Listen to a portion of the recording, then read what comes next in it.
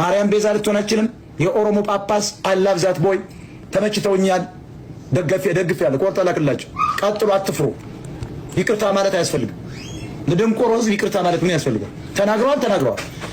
ኢየሱስ ክርስቶስ ገልጾሎት ከተናገሩ በኋላ ደግሞ ህዝቡን ይዘው ገደል ሊገቡ ምን ማለት? ስለ ኢየሱስ ነው የመሰከሩ። ምን አባት እንጫጫለን? ማርያም የግድ በቤዛቱን ለቤዛቱን ምን ታረገ? ምን እንድታበጣባቸው? በቃ ተናገሩ። ከጵጵስና ልታባረር ለምን መብት የለም? ምን አባት አረጋቸው? እኔ አማራ ይገርመኛል። እኔ ኢትዮጵያን ስታማራ ሆዳ እኔ ትገርሙኛላችሁ። ለእውነት ቁም አማራ። ውሸታም ስለሆንክ ቆርማ ይሳካል። እኒህ ሰው ግን ተረባርበው የመጣባቸው ኦሮሞ ስለሆኑ ሌላ ምንም ነገር የለም።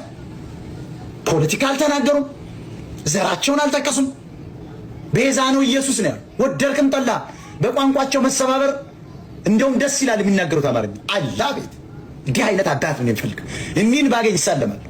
ማቲያስ የሚባል ሌባ በህዋት የተቀመጠ ጳጳስ ከማድረግ እኒህን አምጥቶ ነው ቁጭ ማለት በቃ።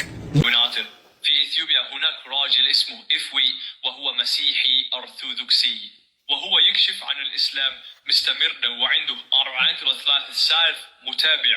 أمسي كان فيه محاولة قتل عليه بس الحمد لله نجا. يبي نرفع أصواتنا ويعرف العالم كله عن واحد. السلام عليكم ورحمة الله وبركاته. صديقنا سيمون من مصر. maybe your name is سيمون. بليز لا تنشر معلومات غلط. لما قلت أفوي كشف عنا الإسلام هذا غير صحيح. كذب على الإسلام، شتم رسول عليه الصلاة والسلام. لذلك نحن مسلمون أو شعب إثيوبي متعلمين متدينين طلبنا من الحكومة لا يوقف كذباته، لا يوقف شتمات عن الرسول عليه الصلاة والسلام. أما لو كان رجل طلبنا مناظرات، ولكن أنا حاشا من المناظرات لأنه رجل جبان. نحن نقرأ كتابك المقدس من لغة عربية، بالأمهرية، بالإنجليز، بأي لغة. حتى نحن نقرأ كتابك المقدس باللغة يونانية. هل تتخيل؟ لذلك إذا أنت رجل نحن نطلبك تناظرنا. المناظرة لما طلبنا مناظرة نناظر كإنسانيين متدينين أو متعلمين نبي كتابك المقدس أو من أي أو بروتستانت أو أرثوذكس لازم يجيب كتابه مقدس أو لازم يجيب تاريخ غير الكتاب المقدس. هذه ما يسمى مناظرة، هذه غير الناس متعلمين الجهلاء. هذه رجل جاهل ليس رجل متدين أو كشف عن الإسلام. هذه رجل غير متربي، حتى ما عنده أهل يربوه. لو تتخيل أن كلام يتكلم ما قالوك أصدقائك الأرثوذكس الإثيوبيين، ما قالوك اللي يتكلم. حتى البني آدم ما يسترجي يسمع أو ما يسترجي يردد الكلام. إيش قد قذر رجل قذر. أنا بحطك مثال، إذا عندك قدرة تناظرنا. مثلا أنا بقرأ كتاب المقدس بإنجليش، بأمحارك، بالعربيك. بحطك مثال رسول بولس لما كتب لي أشخاص لإفسس قال من 6-23: سلام على إخواتي محبي بإيمان من الله الأب والرب يسوع المسيح. لماذا ما قال الرسول بولس من الله الابن؟ لماذا ما قال من الله الروح القدس؟ لماذا ما قال؟ تدر من كسر ما قرأت أنا كتاب المقدس حبيت بولس. أنا حب البولس لأنه البولس ما يعمل أنه يسوع هو الله. رسول بولس ما عبد يسوع كأنه رب أو إله. قال يسوع بشرا، أما من هو الله الأب فقد الأب. إذا عندك قدرة تعال نازرنا. ብዙ ጊዜ እኔ አካባቢ ያሉ ሰዎችን የሰለምት የሚለውን ወርድ ብዙ አንወደውም።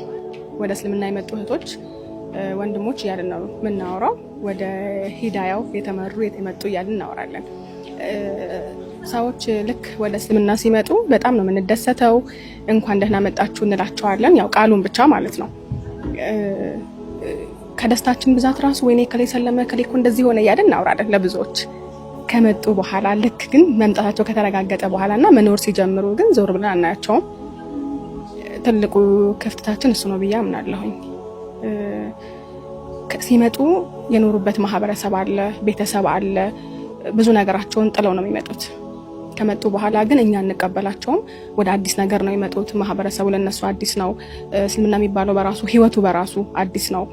እያንዳንዱ ነገር አዲስ ነውና ከሆነ ምዕራፍ ወደ አዲስ ምዕራፍ ነው የሚሻገሩት። በዚህ ሽግግር ውስጥ እንግዲህ አላህ እንዳለ ሆኖ እንደ ሰው ግን የመጣችሁት እዚህ ጋር ነውና እንኳን ደህና መጣችሁልን፣ ምን እናግዛችሁ፣ ምን እናድርግላችሁ፣ ምን ያስፈልጋችኋል ብለን ግን ምን ጠይቃቸው ነገሮች የሉንም። ይሄ ክፍተታችን ወላሂ ሁሌ የሚነገረን ግን ማናስተካክለው ነው። እንዴት ነው የሚስተካከለው በተለይ በራሱ ለኔም መልሱ ይከብደኛል። አሁን አይደለም ሰዎች ወደ እስልምና መምጣት የጀመሩት፣ አሁን ላይ በደንብ ተጋኖ ስለወጣ ነው እንጂ ከበፊትም ጀምሮ ሰዎች በተለያየ መንገድ አላህ Subhanahu Wa Ta'ala ሂዳያውን ሰጥቷቸው ወደ እስልምና ይመጣሉ።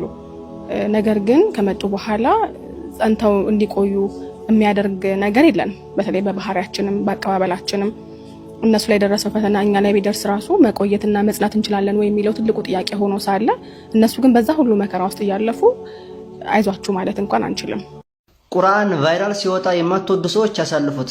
ነገር ግን ቁርአን ቫይራል እንዲወጣ የምትፈልጉ ሰዎች ሼርና ኮፒ ሊንክ እያደረጋችሁ ለብዙ ሰው እንዲደርስ አድርጉ። ወማ ካነ ረቡከ ሊዩህሊከል ቁራ ቢዙልሚን ወአህሉሃ ሙስሊሑን